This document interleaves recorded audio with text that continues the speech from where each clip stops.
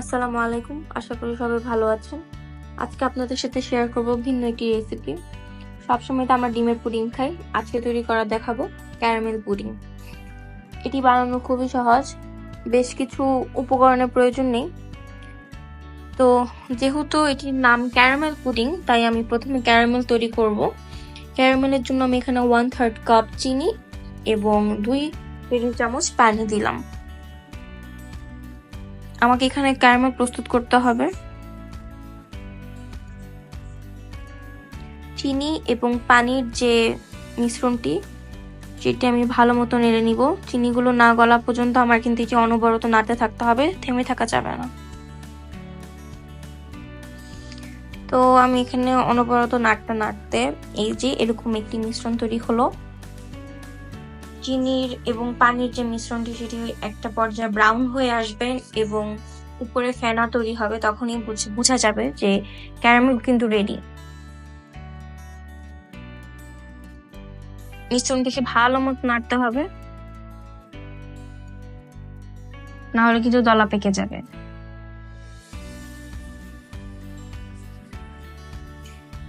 এখন আমি এই ক্যারামেলের মধ্যে দিয়ে দিলাম 1 কাপ পরিমাণ লিকুইড দুধ।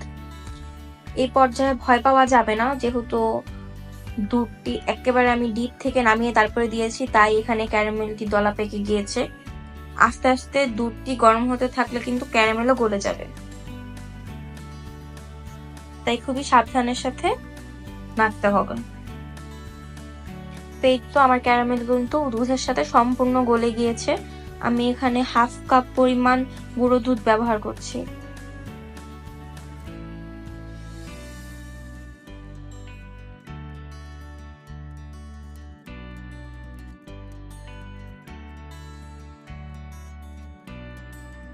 যেহেতু এটি ডিমের পুডিং না, অর্থাৎ আমি প্রেসার কুকারে দিব না, তাই আমার এখানে আগার আগার পাউডারের প্রয়োজন। আমি এখানে 1 কাপ পানির মধ্যে 1 টেবিল চামচ আগার আগার পাউডার মিশিয়ে তারপরে দুধের মিশ্রণটিতে ঢেলে দিয়েছি এবং অনবরত নাড়ছি যেন দলা পেকে না যায়।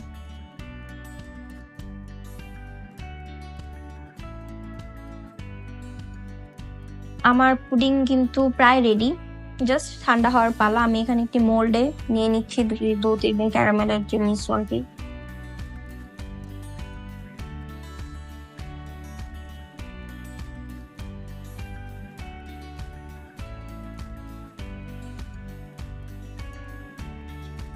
আধা ঘন্টা ফ্যানের নিচে রাখার পর আমার পুডিং হয়ে গিয়েছে। আমি এখানে টপিংস হিসেবে 2 ধরনের বাদাম ব্যবহার করছি।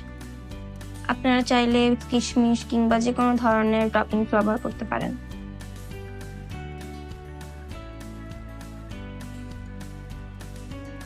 যারা ডিম পছন্দ করেন না কিংবা পুডিং পছন্দ করেন না, তাদের জন্য কিন্তু নতুন একটি রেসিপি তৈরি হয়ে গেল। তারাও এখন থেকে পুডিং খেতে পারবেন। এটি ইফতারে কিংবা বিভিন্ন অকেশনে কিংবা মেহমানের সামনে পরিবেশন করা যেতে পারে। আশা করি আপনারা এই ভিন্ন ধরনের রেসিপিটা বাসায় ট্রাই করবেন। আজকের জন্য বিদায় নিচ্ছি। আল্লাহ হাফেজ।